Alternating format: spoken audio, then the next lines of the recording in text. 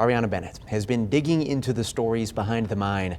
Ari, there's a massive lithium deposit out there, but it's complicated. Yeah, that's right. Thacker Pass is home to possibly the largest lithium deposit in the world. And right now, with a major push toward electric vehicles and green tech, lithium for batteries is a hot commodity.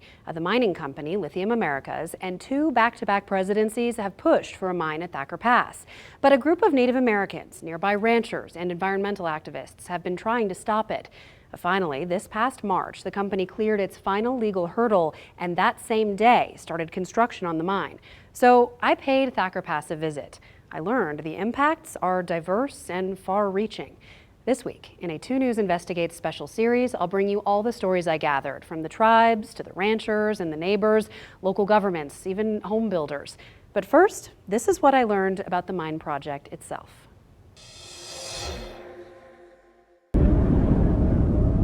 Way up north in Humboldt County, almost to the Oregon border, among some arresting rock formations and sagebrush-covered hills, there's a valley with a lot of lithium. McDermott Caldera is a really special place where a volcano erupted 16 million years ago, brought a lot of mineralization into the environment, including lots and lots of lithium. The mineral is abundant here. Finding it is easy. But mining it is not. It's taken us over a decade just to get to this point. More than a decade of exploration, environmental studies, permitting, and court battles. But now, Lithium Americas has broken ground. And on a breezy summer day, the company gave us a tour. So we just crossed over our water line, which is being installed today. These days, it doesn't look like much. A handful of construction crews moving dirt around, setting up a water pipeline. But the Canada-based company, which also mines lithium in Argentina, estimates when it's up and running in about 3 years, the facility will produce 40,000 tons of lithium carbonate a year. In today's prices, that's more than $1.6 billion, and a whole lot of batteries. 40,000 tons will produce roughly enough material for about 1 million cars a year. That's just phase one. Phase one will be an open pit mine maxing out at 400 feet deep with a chemical processing facility right next door, so the ore can be processed into lithium carbonate on site.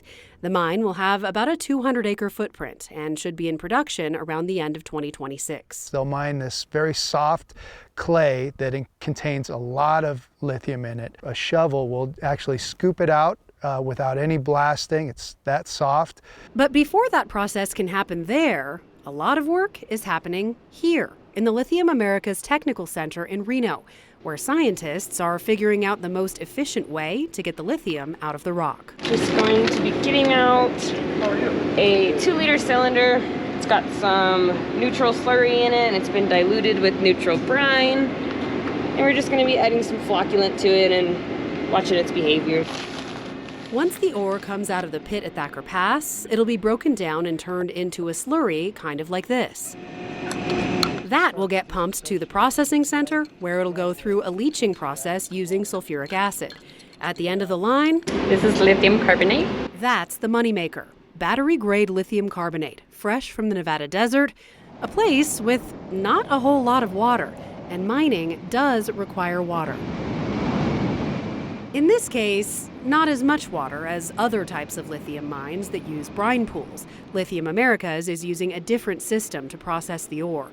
But to get the water it needs, the company bought a farm and the water rights that come with it. The water comes from water that today is being used in alfalfa farming. We aren't adding pumping to the Quinn River Basin. We're actually using the same water that's been used there for many, many decades. Crowley says when you use these water rights for mining instead of agriculture, you're required to reserve some of it. So their operations will actually use less than 80% of the water allocated for alfalfa growing. The rest stays in the well.